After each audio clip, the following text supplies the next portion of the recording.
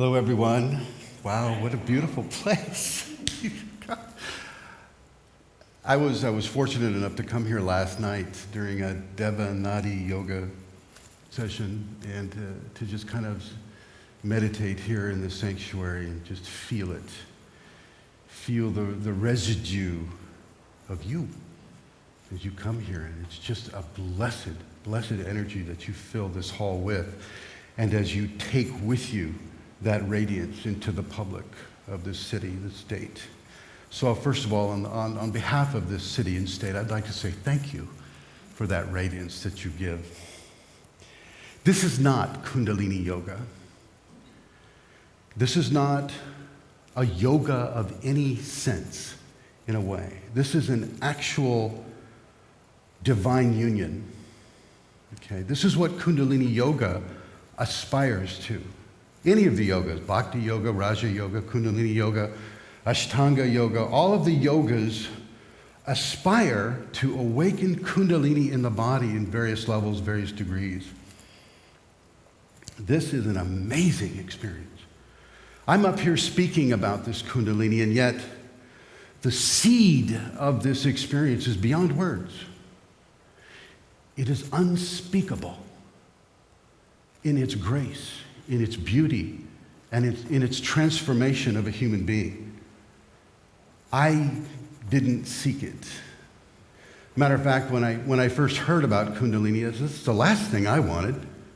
That thing, that's a transformation. Transformation of your life in a very positive and beautiful way. And yet, when we look at the idea of transformation, a lot of us are going, hey, life is good. I don't want to go so far, so fast, so quick there. I don't want heaven to come to me. I want to go to heaven. Okay? But you don't necessarily get a choice in that. Okay? For reasons of evolution, divinity placed Kundalini within the last three vertebrae of our coccyx, our tailbone. And there it lies dormant until the person reaches a level of spiritual evolution that allows it to awaken. Now, if you come over here and you look at Christ, first of all, he's barefoot except for the lead under his feet there. He's barefoot, and he's the color of the robe is red. Now, are all of you familiar with the chakra system? Pretty much. For those of you that might not be aware, there's a system of chakras that follow the spine all the way up to the top. And as energy comes into the chakra systems, it overlays over nervous plexi or areas where nerves come together on the spine. Okay, and these nerves, the heart chakra will deal with lots of things of love and compassion and healing and sympathy and, the levels of emotion right there. Whereas the first chakra, which is the color red, will deal with security and with surviving on this world and surviving in society and having enough money, having enough food, having clothing, having heat. As we're in Minnesota, that's very important. When the Kundalini is activated and comes up in a person, all of these chakras open up at the same time. A tremendous rush of energy comes up the spine and literally shakes the person. If you're of a medical persuasion, if you know about anything about medical, it looks like a grand mal seizure. And so, of course, if your spouse or your family member is watching you have that, they're kind of going, 911, 911. The person experiencing this is actually in levels of joy and ecstasy that I wish I could communicate to all of you right now. It is so powerful. It is so good. It is so healthy.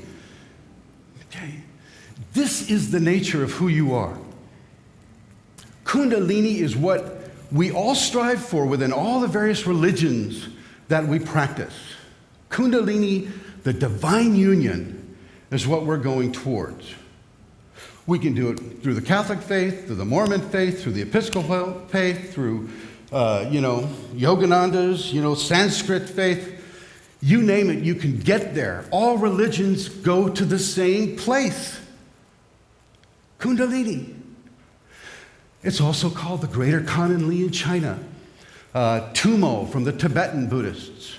It unlocks certain sacred skills within a person. One of the first ones being telepathy.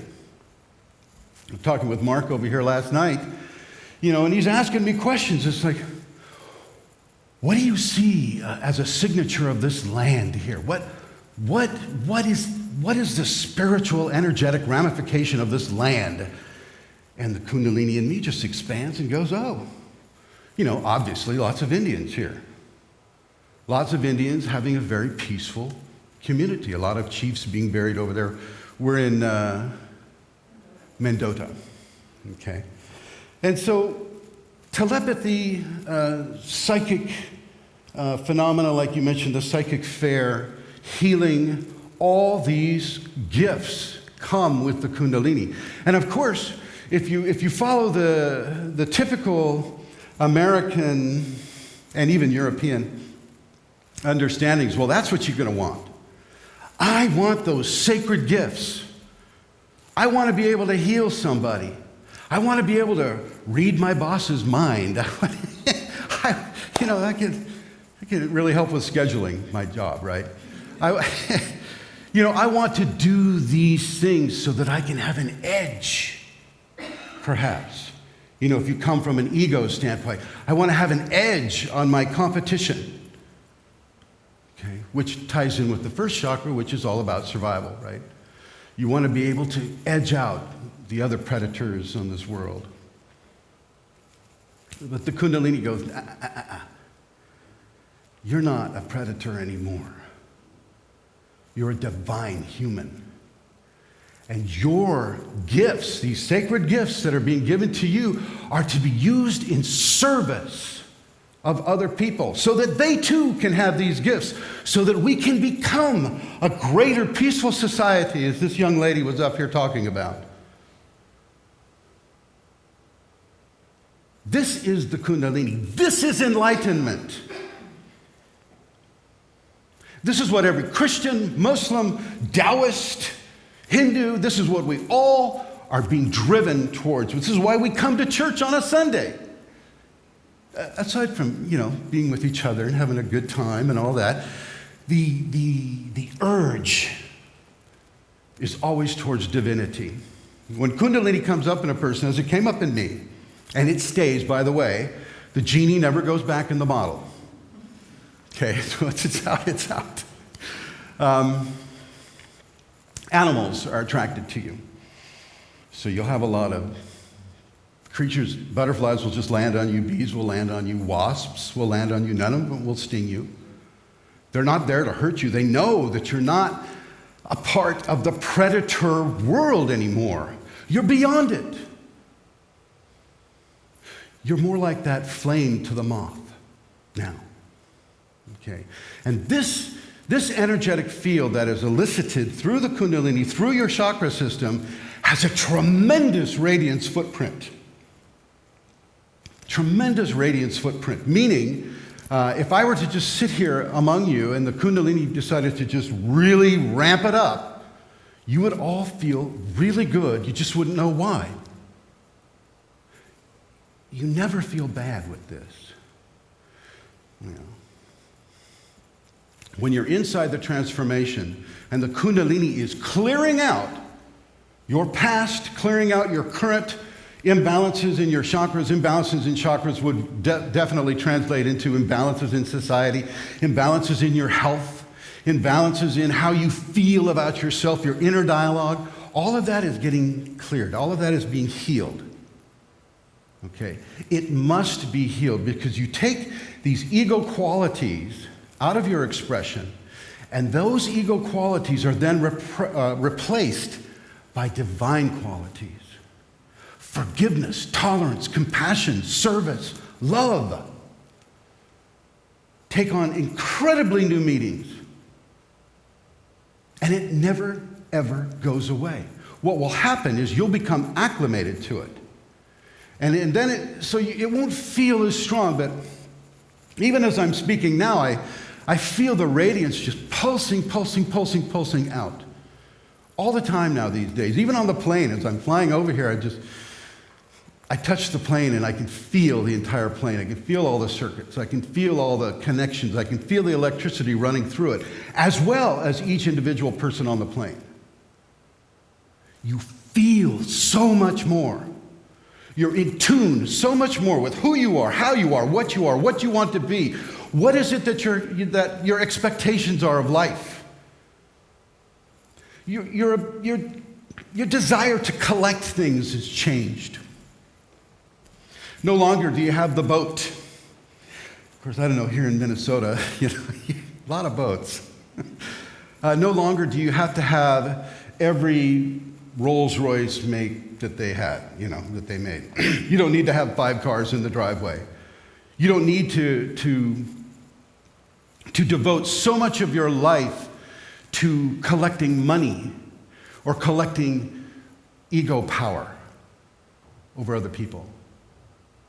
You become far more charitable, far more adventurous. You might want to go skydiving. Now, I'm not saying that's a guarantee. It's just what happened to me. You'll want to learn to confront your fears.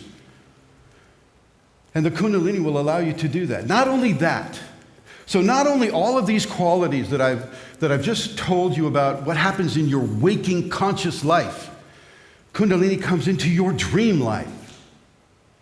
And there's a very, very specific set of symbols and communications that the Kundalini will use with you in your dream life, helping you to evolve spiritually, helping you to merge even greater with the divine force. All of you have this. Nobody's exceptional. And yet all of you are exceptional. The very fact that I'm here speaking to you says something very, very positive about this spiritual community. Very, very positive. These are sacred teachings. These are sacred truths that are the underpinnings of all other religions on this world. The divine urge to come into divinity. Taking responsibility for your life. Taking responsibility for your actions. Actively forgiving people. Any water around here? No. Thank you. Thank you. Here, let me give you this. May I set this here? Is that okay? It's really, really important for you to recognize your brothers and sisters here in this spiritual community. Miss, you're going to give me the, right? Okay. Okay. It's really important.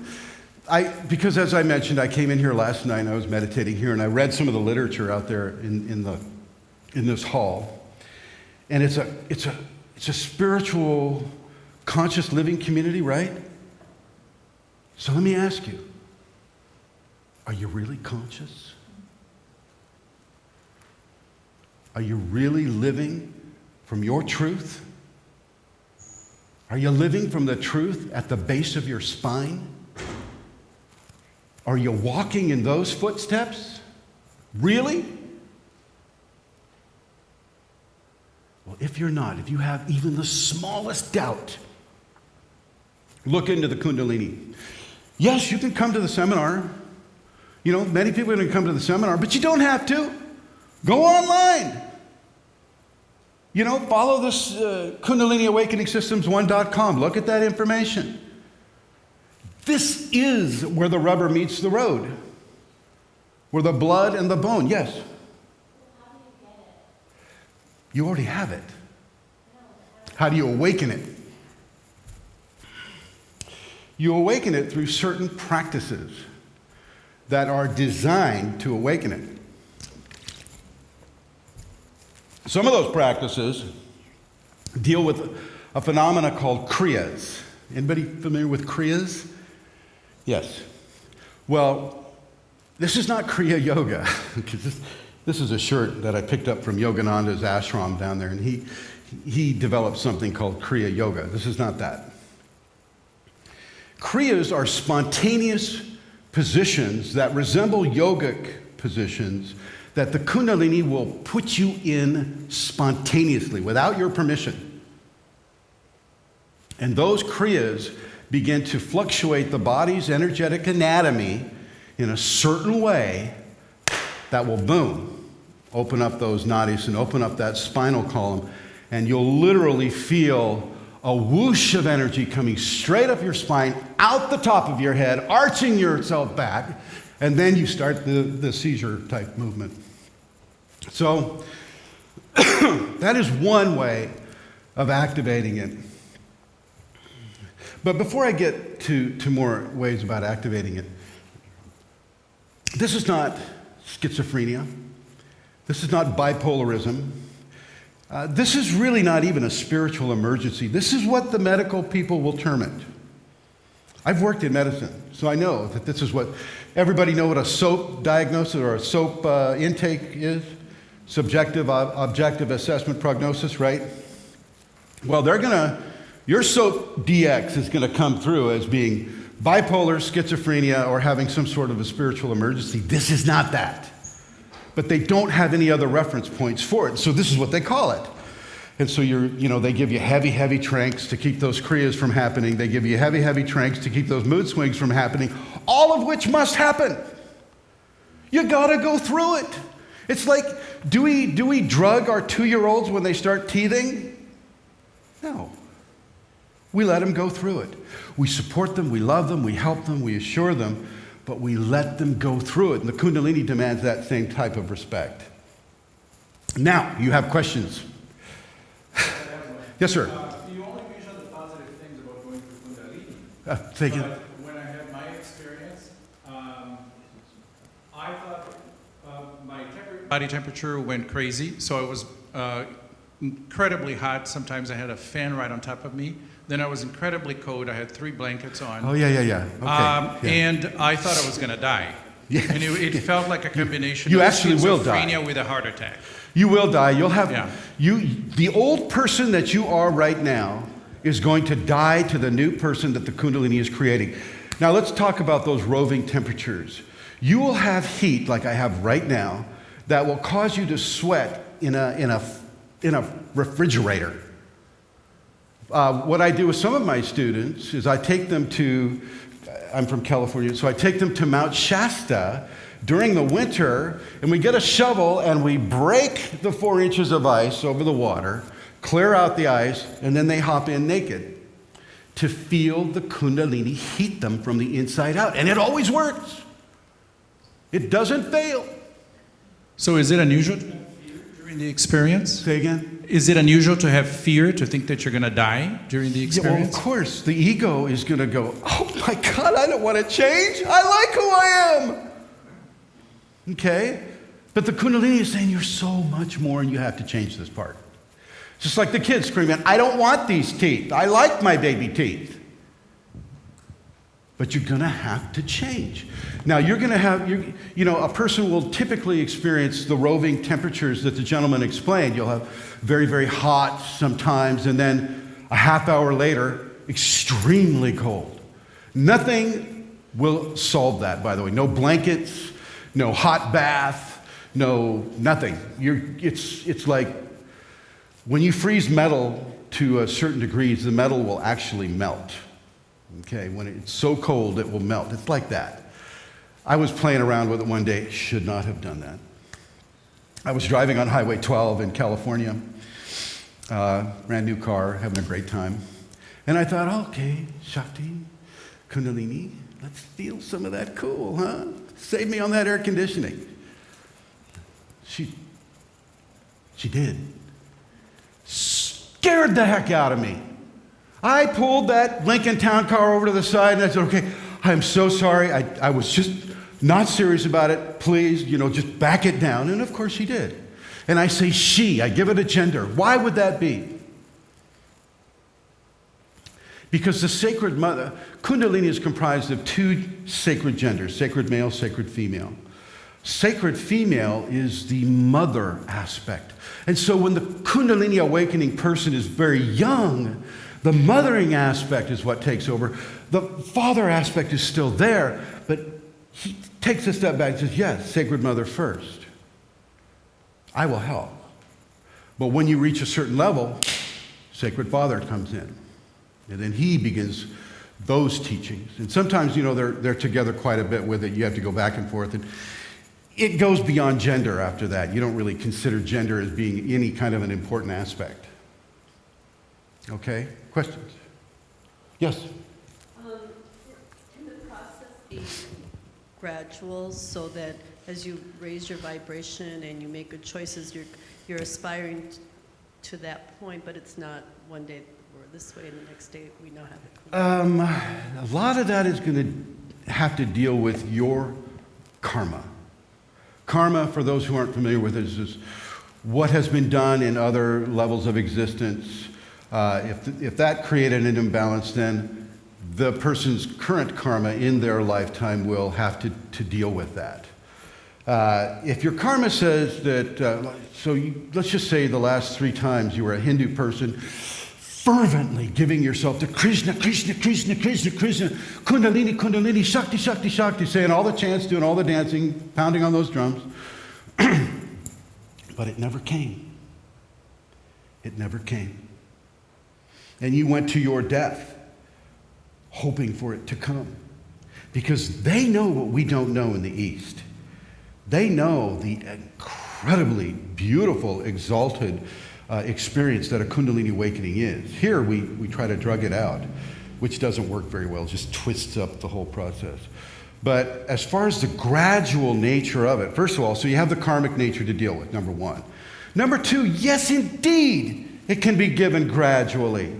This is what I teach at the seminars. I don't want you going out there and just, let's smoke DMT or... No. You don't need a drug. You don't need anything but maybe a help from a person who's been there and done that and is continuing to be there and do that. Okay? Some of the short paths are exceptionally dangerous paths, and you can go crazy. You can wind up in a psych ward if you push this envelope too much with chemicals. At the seminar, I teach you safety protocols. And these safety protocols, some of them, do you have that list that I gave you? Yeah, Rosemary has that. It's out there? Okay. Love, compassion, patience, honesty, trust, truth, service to others. Yeah, inner joy. All of these things are aspects of safety, but they're used in specific ways with regards to the Kundalini. And you'll get to a point where you'll start taking your direction from the Kundalini itself. Kundalini will start coming to you and going, wow, I really like your shirt, but I think right now you should start wearing red around your legs. That's just an example. Color frequencies do make a difference. I mean, the chakras are different colors, not because it's just accidental. There's really nothing accidental at all. Okay, there's always a reason for something being a certain way. So you can have a gradual awakening. I support and I teach, and I would give each one of you a very, very gradual acclimation to the Kundalini, which is actually what is happening right now. Okay, Kundalini isn't just something that you look at from a distance. It affects every level of human activity, including hearing, touching, seeing, smelling. It goes into every vector of your human experience. Doesn't leave anything untouched. Sometimes it'll do it all at the same time, which is a little hard for a person, but if you're in a gradual approach, you're being taught, you say, okay, I can accept this. If it's going to come in a somewhat linear path, I can accept that. It doesn't have to be logical, because divinity doesn't really care about our aspect of logic. That is actually kind of one of our blockages. You know, we have the scientific method that kind of encases us into a very small window of what the universe is really about. And it's actually a multiverse rather than a universe. But okay, we'll go there.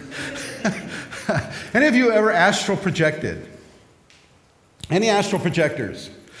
Astral projection is one of the precursor experiences that a person will have before the Kundalini begins to come up. Okay?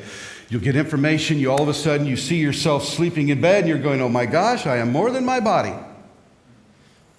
There is more to me than that corpse-looking person there in the bed. Okay? It's not necessary, but if you're doing it, if you're having the astral projection, then you can start looking in the distance to see a Kundalini activation coming your way. Okay? Once again, I don't do anything that is based in yoga.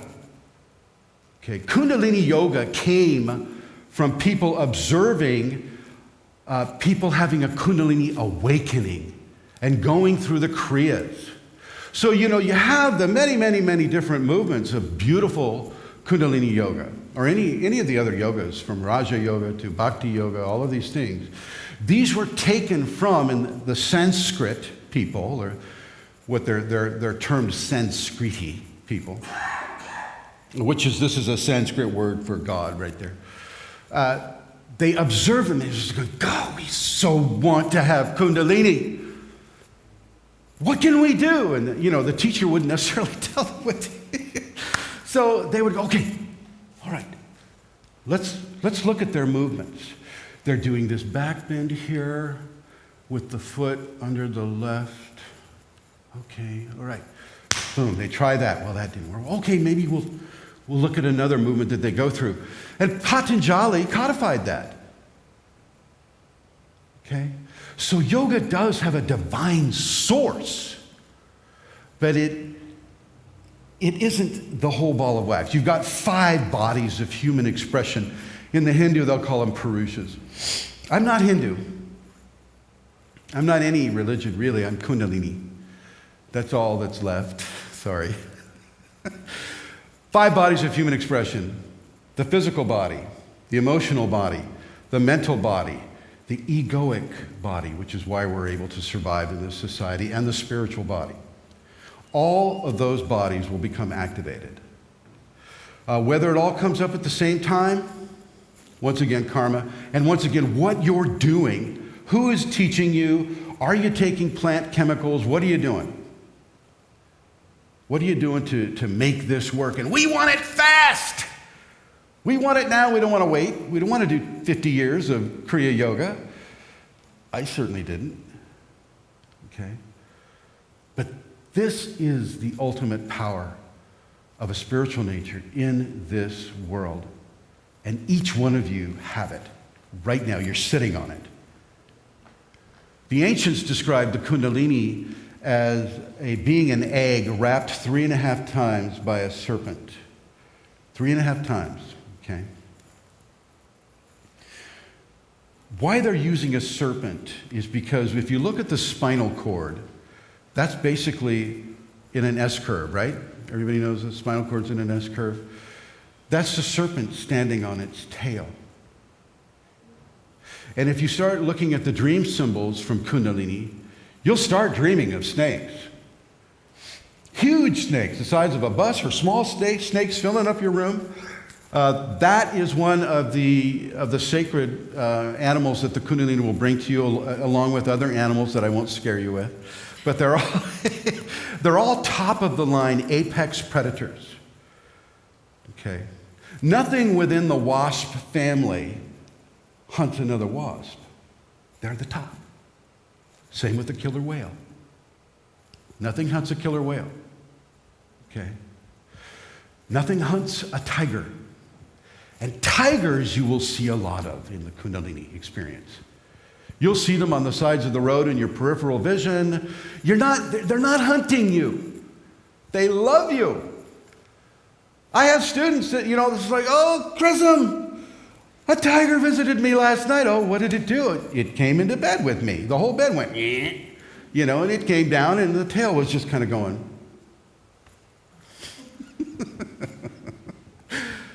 Cats, dogs, animals of love. Yes, please, go ahead. Just signaling that it's time for questions when you're ready.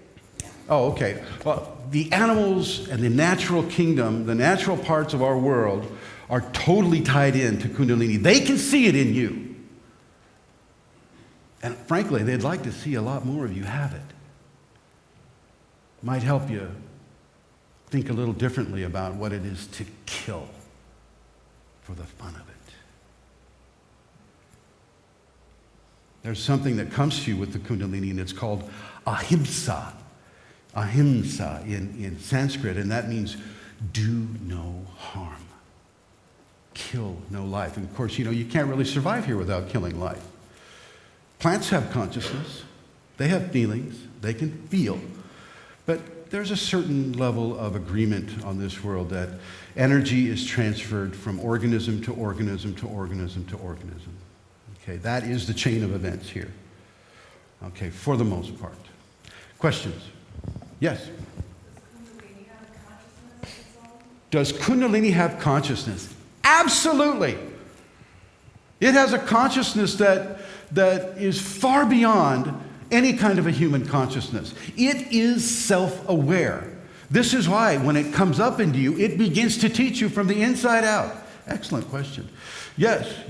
It is self-aware. It is conscious. It knows who you are, how you are, what you have done. It knows you better than you know yourself.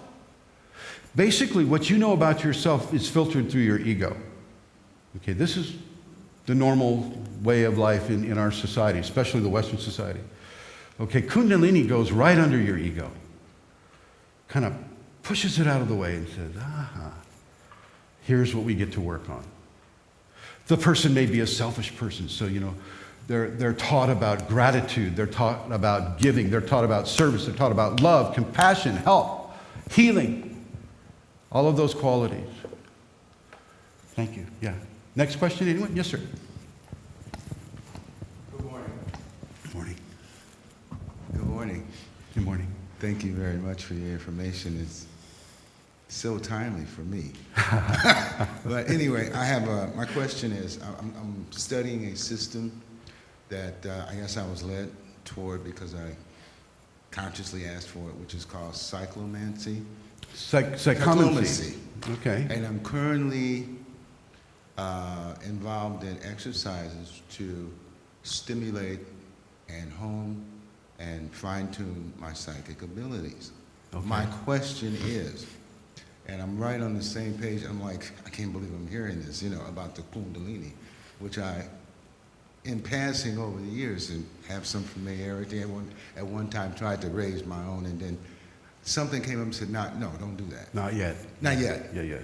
Okay, my question is, at this point in my spiritual development where I'm seeking to awaken psychic abilities which are so similar to the things that you're saying, the Kundalini, its results in practicing the exercises will do.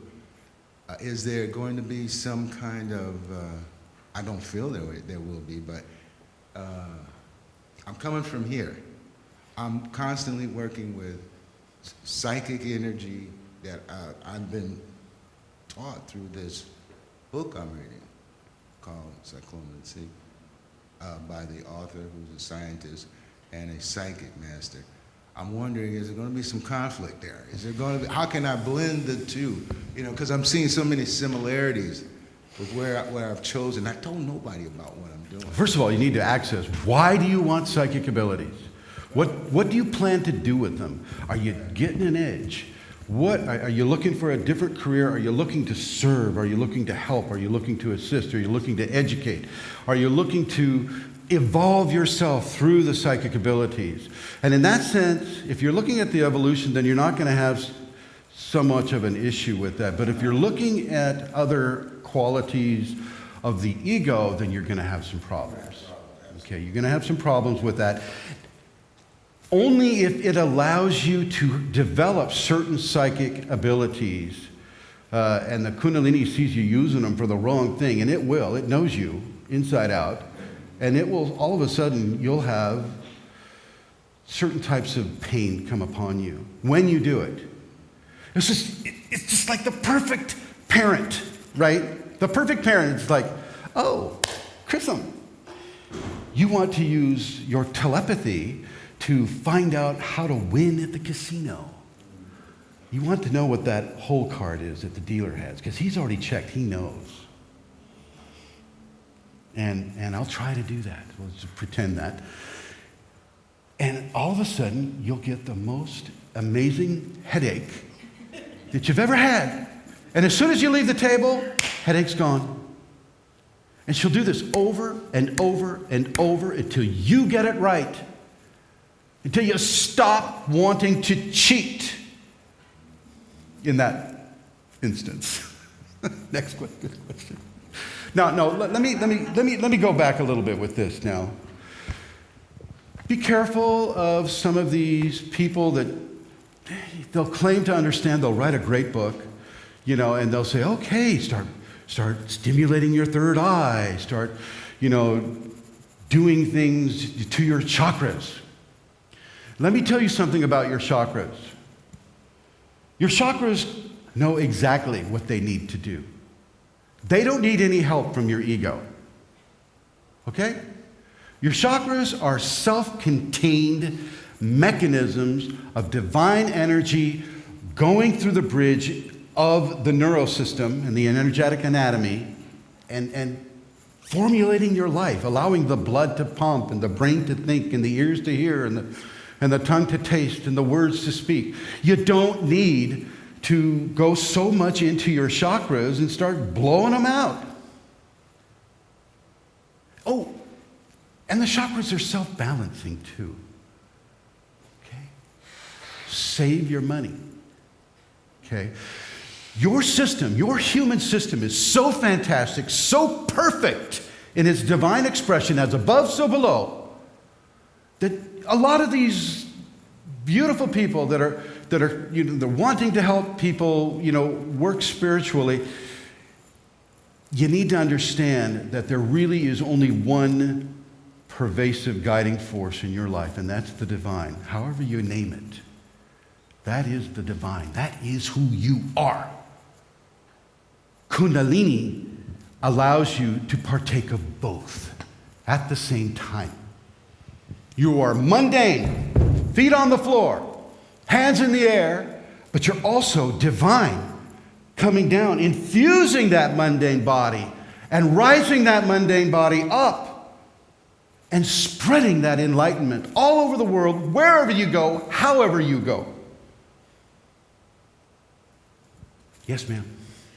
Okay, so I'm still trying to wrap my mind around this, and I know it's not totally an intellectual exercise, but my question is, so are there specific practices you need to do to activate the Kundalini? Or could you just be walking down the street and have a spontaneous... Now, you can have that happen, by the way. You can be walking down the street one day and smack, as the lady over there was questioning about having an incremental experience. Sometimes, for some people, that is not part of their life program. They must be smacked with it. I had to be smacked with it.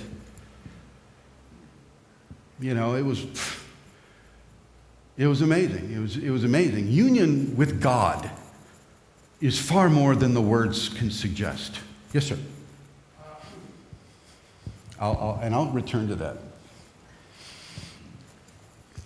You say the Kundalini exists in the lower last three. It's dormant there, yes. Yeah. A lot of people, including myself, have low back pain. Oh, good question. Is This guy's this really... related to the Kundalini, or is this just because I don't exercise correctly? Okay, well, the first thing you want to look at is this, right? The pregnancy. Okay, so if you've got a big layer of a gut here, you're going to be doing this a lot more, which is going to put pressure right here. Am I right, doctor, sir? Okay. With Kundalini, however, there are two stages, actually three. There's the pre-Kundalini person, which is kind of where you're at right now. And then there's the activation stage, and then there's the awaken stage. Between the activation and the awakening, pressure will build here. Okay, pressure will build in the tailbone. The tailbone will start to move, by the way. That's a weird feeling. Having your tail wag. Yeah. It's real. This happens to so many people. They just kind of like, who are they going to tell? Oh, honey, my tailbone's wagging again. You know, so, and I will counsel you, for those of you that have the Kundalini, don't go around telling people you have Kundalini. Not yet. Let's let society kind of come up to speed with this.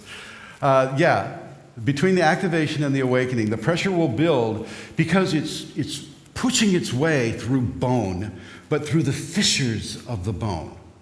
And you'll actually feel a crunching or a crackling back here sometimes. Certainly when the tailbone starts to move. This can give you some back pain that no medication will alleviate. And that's the real clue there.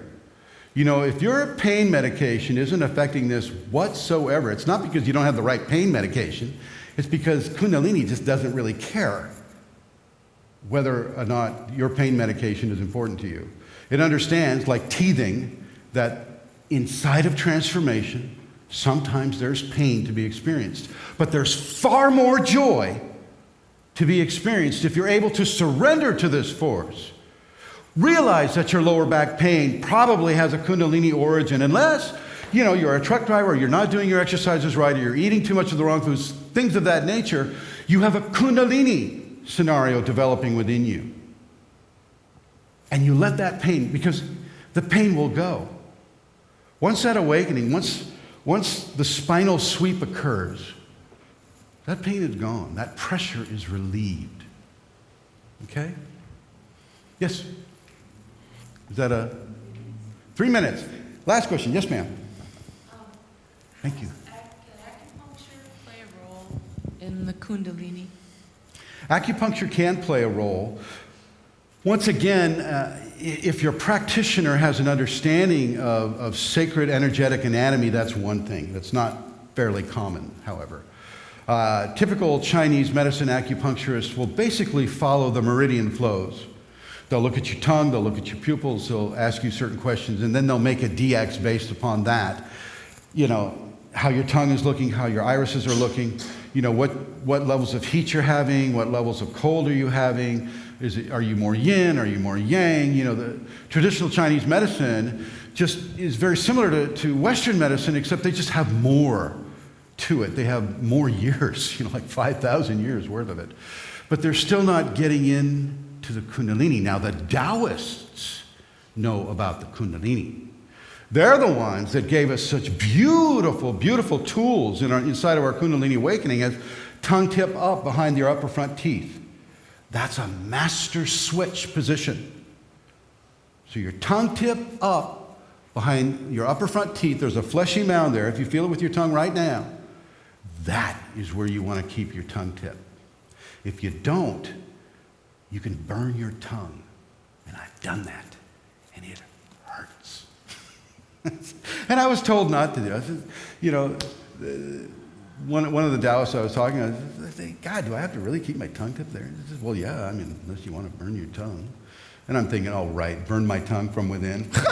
Sure. And then it happened. It's like putting your tongue tip on an ice cube tray and then just leaving it there. Ow, yeah. But it goes away really fast. I see your face here. 2 more minutes. Yes? Last question. Is there any relationship between spontaneous combustion and Kundalini? No, absolutely not, although people will think that there is. Spontaneous human combustion is basically, if you look at any of the research, it's about alcoholism.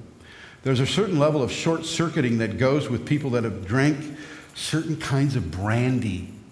It's a brandy-based scenario, and those people, they go up to the temperature of the surface of the sun, and that is the Kundalini there.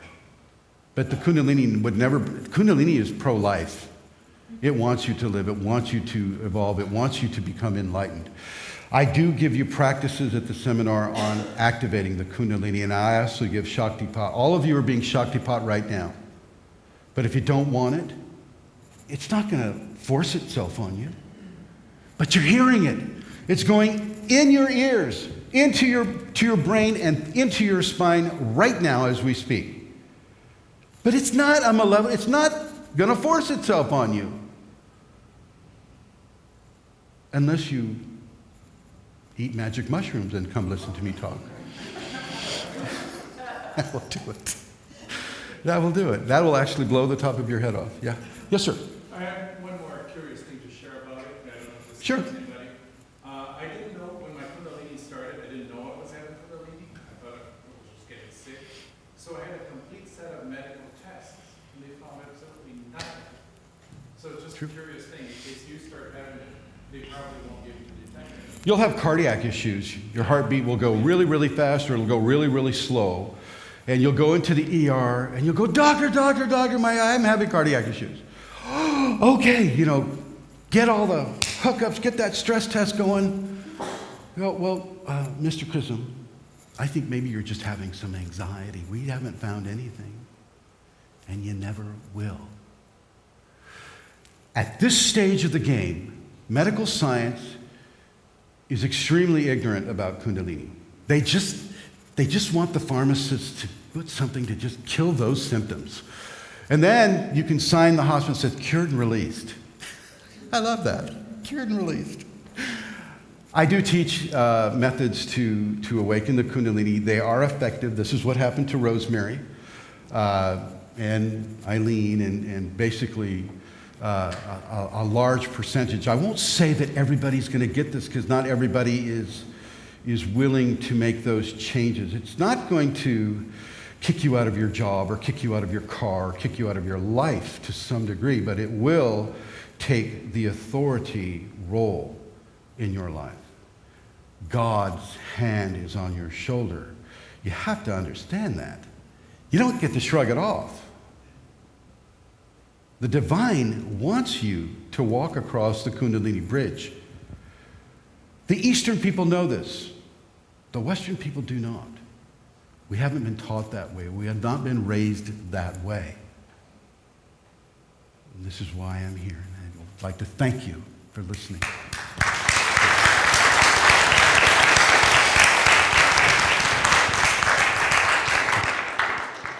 Thank you, Chrism. That was wonderful. As we have our hands joined, please close your eyes. And this moment of what we've heard from Chrism and for what we know, our desires for peace, they dwell within us and they inspire us. So let's begin with expressing in your thought, connect with the Divine One to whom you pray.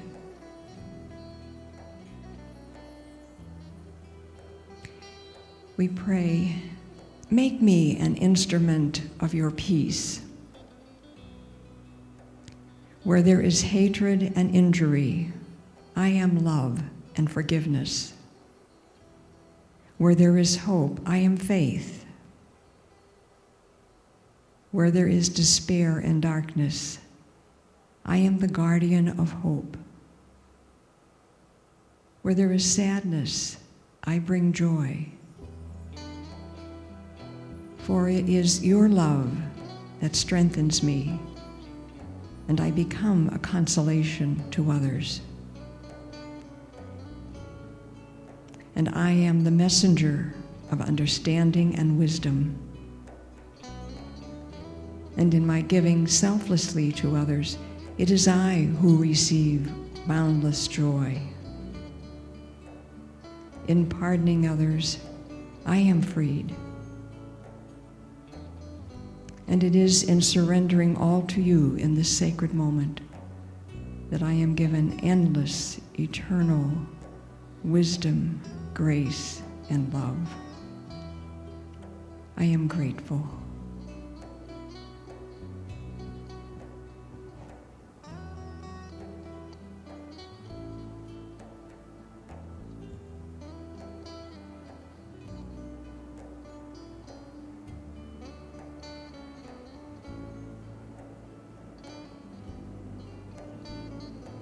The grace of peace is with us.